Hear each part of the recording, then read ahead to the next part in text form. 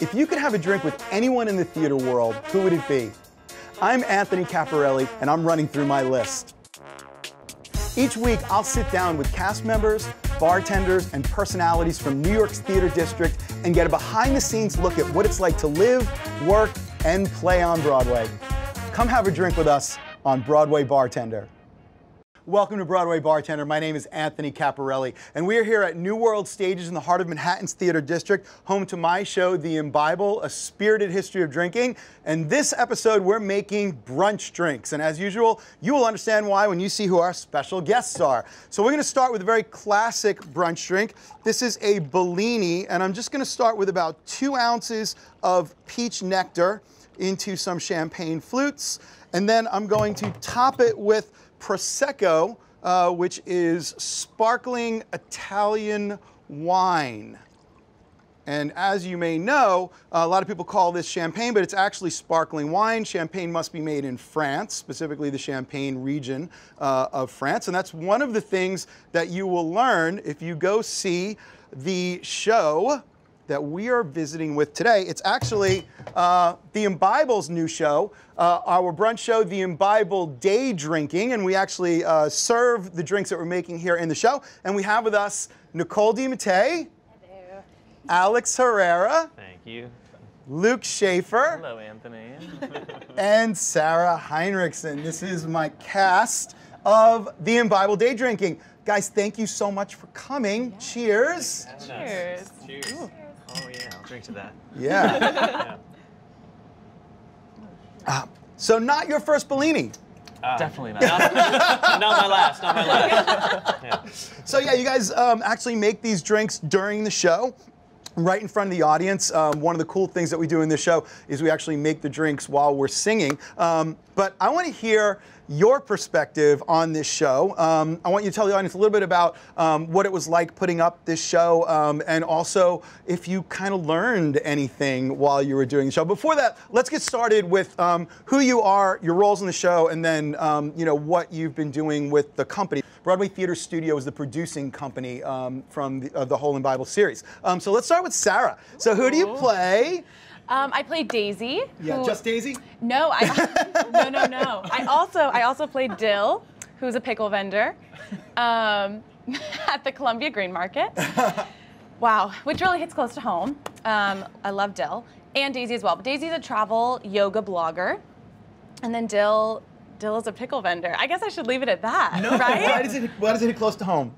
It hits close to home because my family actually makes award-winning pickles and has for like 30 years. Yeah, so I'm from California originally, and they've entered the Los Angeles County Fair every year and won the blue ribbon for pickles, for their dill pickles. I love it. Yes. And so, off-Broadway debut? Yes, Here? yes, New York off-Broadway debut. Here in the IMBIBLE. So glad to have you. Welcome to the cast and the company and all kinds of great stuff. Awesome. Luke. Hello. Talk to me. I play Ash. Yes, you do. Tired, hungover mess. And then I play Vin, who actually tells you all about champagne. Speaking of Bellinis, he's a spirit salesman, I guess, is what I call him. So explain a little bit about the two characters. Why do you guys all have 2 roles in the show? Yeah, so we have one character who's trying to go to brunch with their 3 other friends, and then we have another person who is telling them about the cocktail drinks. So one of them is learning, and one of them is teaching. Got it. So we have different kind of scenes with each different other character. Yeah. Awesome. Very informational. Alex. Yes, I learned a lot. Everything in the script I did not know. So I played 2 characters. My main one is Forrest, who's the one trying to host the brunch. And everyone's really flaky and backing out last minute. So then my next one is Joe, who works at a coffee shop. Joe, it goes hand in hand. Yeah. But yeah, I teach her how to, teach Nicole, actually, her character, how to pull the perfect espresso shots. So, which I had no idea how to do before the show. Really, you learned it actually for the show? Yeah. That's, okay. Yeah. Because I don't know, I just cast people based on whether they can like sing and act and stuff. I have no idea. Yeah. I mean, I knew about the pickle thing. So that's not why you got the role, but that's awesome. Cool. And Nicole, Hello. Hello. I play Brooke, who's overworked trying to be a CFO, and Poppy, who's a baker at also the Columbia Green Market, who teaches about brunch. He's like the opposite of Brooke. Who is the opposite of Brooke. I get to use a fun voice. So. I love it. So you have been with the company for... I mean, just a little bit of time. Yeah. No, I'm kidding. Hi, Anthony. Hi. We Nicole actually co-founded the Broadway Theater Studio with me. How long has it been? I mean, 9 years ago. Well, hold on. No. We met in 2009. So that would be, no, we're coming up on meeting 9 years ago, but almost then creating Broadway Theater Studio. Right. Yeah, so Probably for those of you guys who don't know this story, and for none of the viewers, I was actually the general manager of a restaurant here in New York and hired Nicole as a bartender. And then we were sitting around one day and said famously, we should read scripts on a couch somewhere or something. What did we say? No, so what happened was, this is what happened. Anthony hired the coolest group of people, and we were all so young, but excited, and now we're all these cool bartenders, and then Anthony quit. And this was three months. 3 months. I think the restaurant had only been open for 2 months. And then he was like, it's okay, we'll all still hang out. And I was like, no, we're not. Everyone else was like, yes, we will. And I was like, no, we are not. I know how this works. You leave, and then we'll never see each other again. And then he was like, but what if we got together and read scripts? And I was like, sure. And here we are. And here we are. So you were right. The one time. The one time. But it was the important one. Yeah, no, Broadway Theater Studio was literally supposed to be just a way for people to get around and, keep their chops up and read, do scene studies and help new authors start to write. And then this one starts to write and gets in all these festivals, and the next thing you know, we're doing Fringe with 2 shows and ... the IMBIBLE. Yada yada, you get the IMBIBLE. So we've been working together for quite a while, and also Nicole co-directs and co-produces all of our shows. So you know her in many roles. So Alex, Yes. Tell us about how, tell the audience, because I know, how you got involved with the company. Well, I auditioned, so that's about it. Yeah, I mean, I sent an email, I think, via Backstage I applied. If anyone doesn't know, that's backstage.com is one of the many websites you can use. And I got called in, and I did one of the song a cappella, and then I did a minute monologue or 2-minute monologue, and that was it. And killed it. Yeah, I guess, yeah. You did. And then You killed it. came back great. in and learned some music off the cuff and came in and sang it. And you had me read for Joe, Yep. which I am now doing. Awesome. And Luke, you've been of this group other than Nicole, you've been with the company the longest, yeah? Yeah, since 2015. Wow, How has it weird is really? Yeah, almost, I think October, so almost 2 years. Wow. Yeah, back and in Soho. Back when we at Soho Playhouse. Yeah. So tell us about the other things that you do with the IMBIBLE company. I'm in the IMBIBLE, A Spirited History of Drinking, as one of the bases. And I've been doing that, obviously, since October 2015. It's funny, because my old roommate, who I moved to New York City with, I was put in because he left. So I think that I had a little upper hand. Okay, he had seen the show 4 times. I knew exactly what you needed. But hey, you gotta do it. You gotta do what you gotta do to get booked and blessed. Right. Hashtag bless. So brunch, the IMBIBLE Day Drinking. This is our 4th version of the IMBIBLE. So as we've talked about, we've been running for 3 years now. The company's been putting on IMBIBLEs for about 3 years. This is the very first time that we've done an original musical that's period. And full stop, but it's also completely character driven. There's a story. The original show is very much, people called it like a musical TED Talk. Yeah, right. That's a good way of describing it. Yeah, I think so.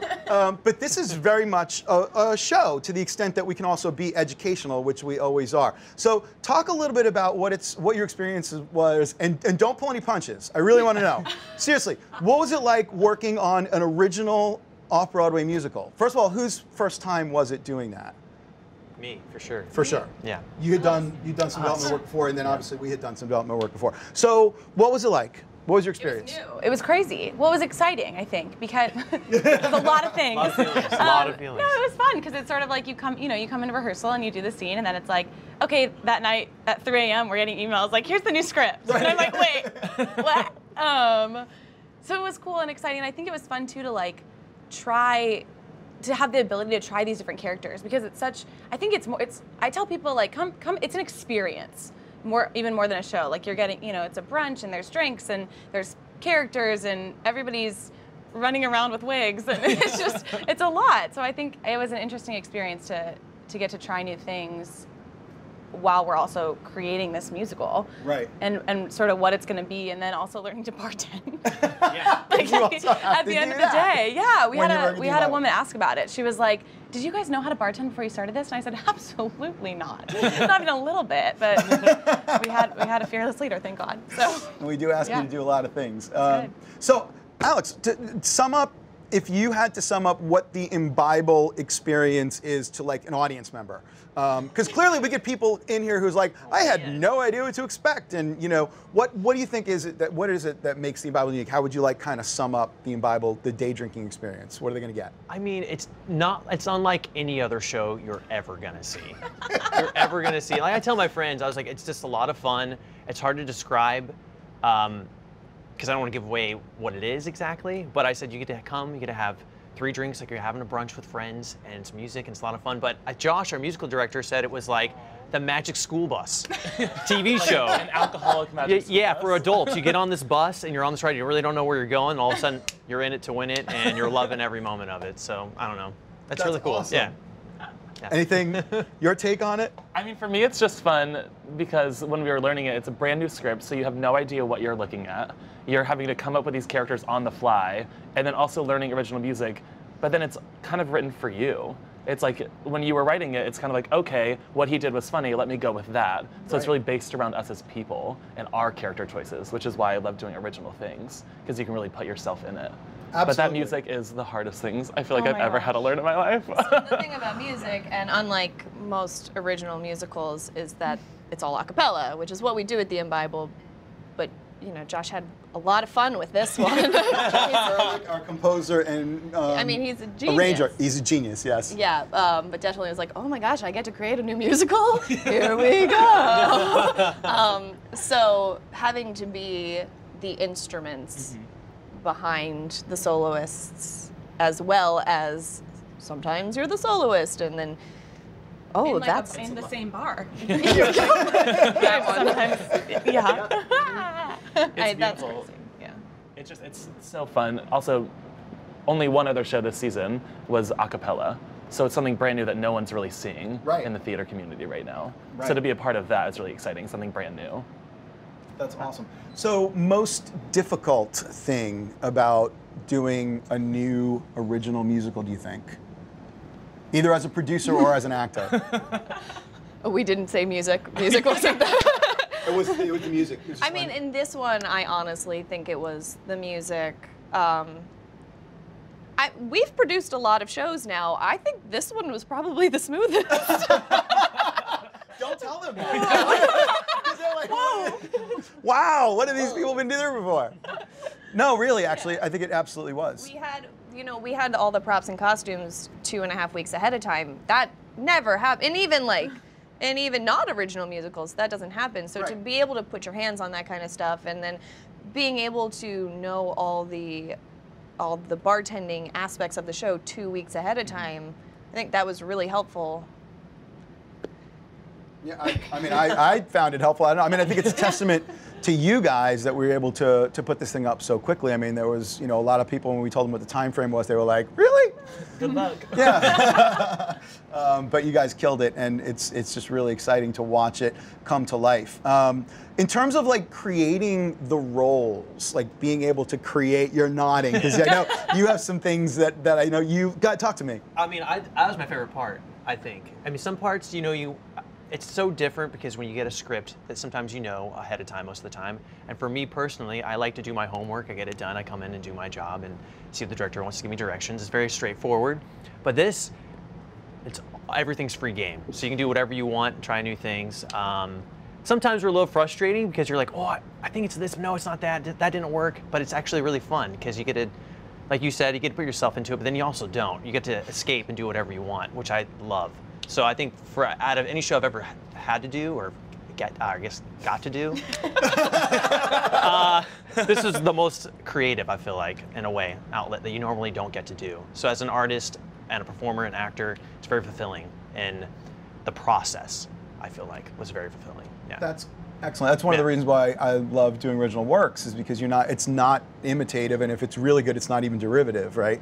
You eventually get to a point where you find your own voice, but you have to first, do the things that other people who've gone before you have done really well, and then you can kind of go out and put your own spin on them, right? But it's definitely I think the most fulfilling when you get there. And you guys have just done an amazing job. So, all right, I want to hear about your stories, how you came to theater. Loaded question. Yeah. Let's reverse it. Let's start with Nicole. Oh, how I came to theater. How'd you get your start? I mean, because seriously, your career has been pretty amazing. I mean, you've produced 4 off-Broadway shows now. You've been in all of them. You co-wrote one, you co-direct all of them. How did you get here? What was your Nicole 10 years ago? What was she thinking about? Let's see. So I grew up singing opera, and then realized I was a little too weird for opera. What the a truth. statement. Yeah, I mean, opera's a thing. You have to be real serious, and I was like, well, I want to sing and dance and be weird. So I was like, let me do musical theater, which was also interesting because I had never done musical theater before. But luckily, I had a pretty good run of regional theaters after college, and then, yeah, honestly, then I started writing, and I've written 14 books. I've started out there. Shocks me every time. I know. 14 books. Yeah. And then at the same time that I wrote my full-length play, which is I Feed You, which was at the 2014 Fringe Festival.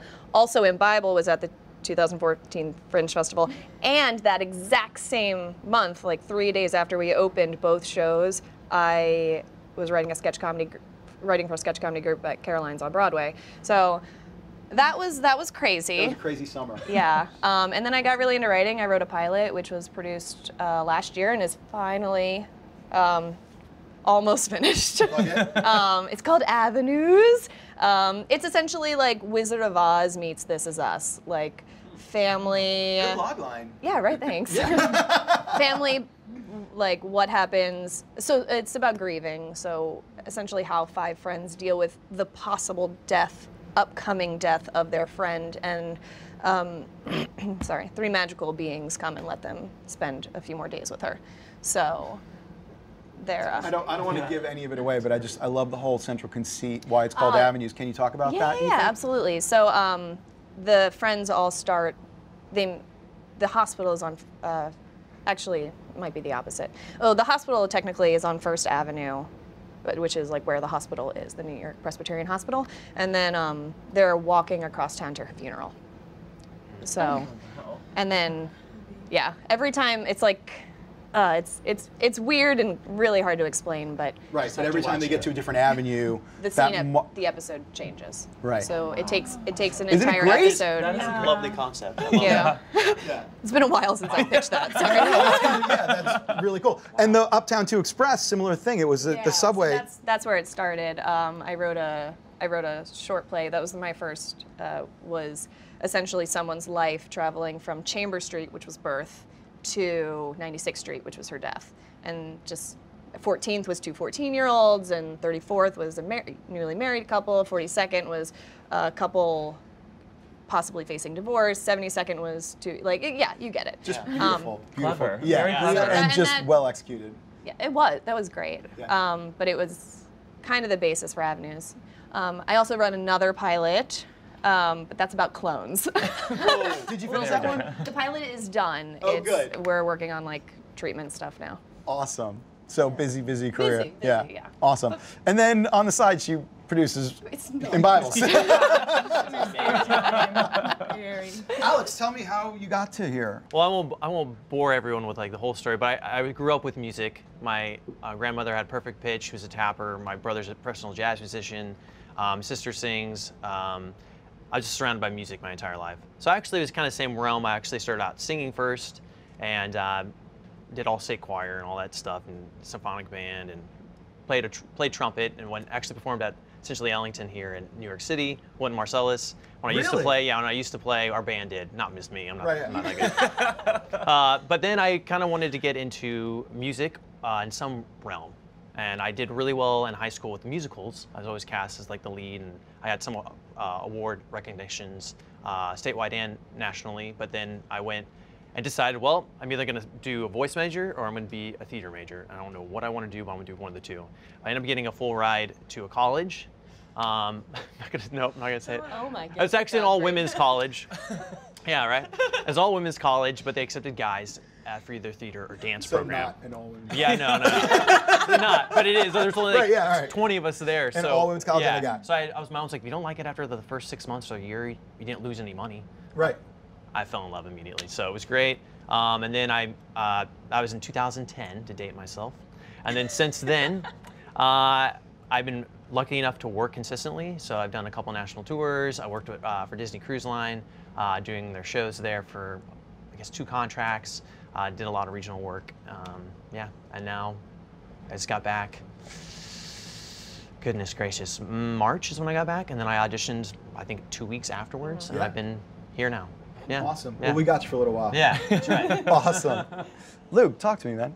Well, I grew up in North Carolina and didn't do theater at all until I was a junior in high school, and all my friends did the musical, and I was like, I want to have fun with them, and then did The Music Man, and was just like, yeah, I love this. Went to a little no-name school, Appalachian State in North Carolina. With a great theater program, Yeah, by the way, it's that a we have really had good like theater program. 3 people from that program in the show. Yeah, what's really nice about it is it's really small. Yeah. It wasn't a musical theater program, it was just theater. So, I mean, they did musicals, but it was much, I mean, they tell you everything. I did dance and singing and acting. That was their main, like, kind of focus. But I graduated from there and moved right up here and did a couple, like, off Broadway little shows, just kind of, like, get my feet grounded in kind of the theater community here. And then I auditioned for you guys and kind of have been here since, which is kind of amazing that this is, like, my first big show. And it's lasted yeah, this and it's long. lasted so long. We like to keep people around. Yeah, it's, I you mean, know. and I'm very grateful for it. My pleasure, sir. And Sarah. Yes. Let's see, I grew up kind of similar to Alex. I grew up in a musical family. My mom is an actress. My dad's a director. And they run a costume company together. So when I was sort of deciding what my thing was going to be, they were like, do sports. They're like, you don't want to do this, it's hard. I was like, yeah, but I was super uncoordinated. Really just like so bad at all sports. so bad. Like, oh my gosh. And I'm really tall, so they were like, do basketball. Or like, let's do volleyball camp. And like, I just got hit so many times. And then they were like, okay, yeah, no, let's just do theater. Let's do theater. So then I went to the Orange County High School of the Arts for high school. And then I went to Oklahoma, which was a little different. But I loved it. I loved the program. In the middle of Oklahoma City. And then I did some regional stuff, some summer stock gigs, and then I moved here in February. And then I guess I auditioned for you in March. Wow. And now I'm here. We got him right away. Yeah. Because you got to in New York. Yeah. That's awesome. Yeah, so very thankful. Well, we couldn't be happier to be working with all of you. So you mentioned that you have to do some bartending at the IMBIBLE. We literally, we asked people to sing ridiculously hard a cappella music, do 27 costume changes, 900 characters, plus bartend and serve drinks. I don't know how you guys do it all, but it's unbelievable. So you guys feel like showing everybody how to make an Irish coffee IMBIBLE style? Let's do it. Cool. So this is our sort of musical homage to the way that an Irish coffee was originally made, and it's actually still made to this day at the Buena Vista Cafe in San Francisco. You can go there and watch them make it similar to what we're going to do, but without Josh's crazy music and Nicole's choreography. But again, the IMBIBLE Day Drinking's homage to the original Irish coffee. You guys up for it? Yeah. All right, let's do it. And we are so pleased to present on Broadway Bartender the cast of the IMBIBLE Day Drinking doing Coffee Dance Reprise, our homage to the original Irish coffee. Take it away, guys. Whoa,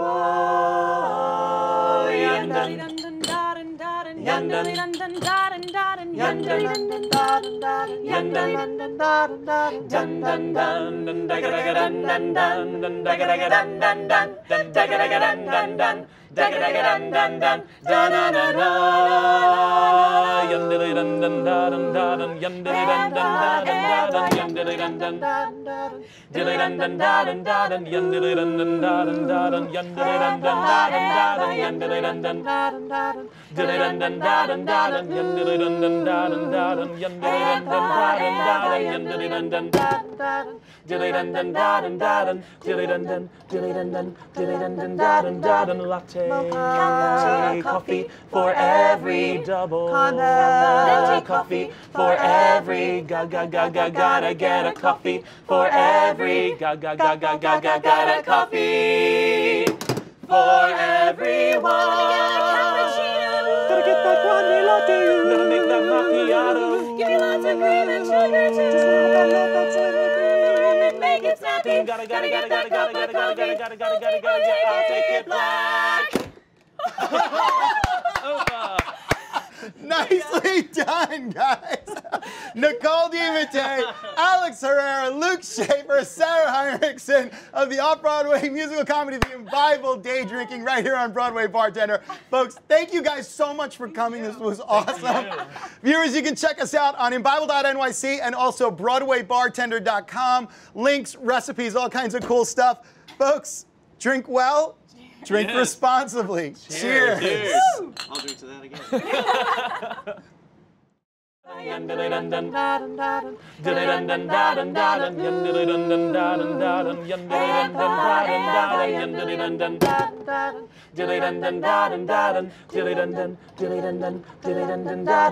Latte, coffee for every double.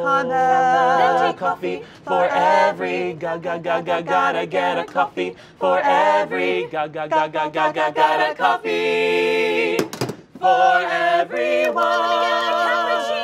Gotta get that grande latte. Gotta make that macchiato. Give me lots of cream and sugar too. Just want that love that's little cream. Make it snappy. Gotta get that cup of coffee. I'll take it black.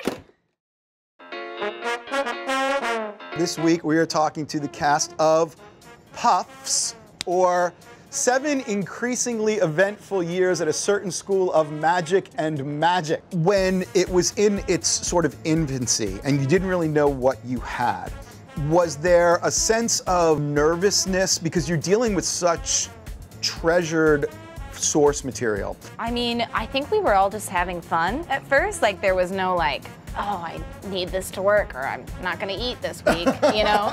I mean, the source material, the world already has so many fans, but I think, you know, they maybe come in expecting just 90 minutes of laughs, but we try to give them so much more than that. Right. And there's so many moments that are like, you know, heartbreaking too. So it's not about just spoofing material, it's about creating this storyline and creating these characters that you love, and, you know, having the audience come with you and be like, oh, there's more to this world than, we already love the world and now there's so much more that we can love even more.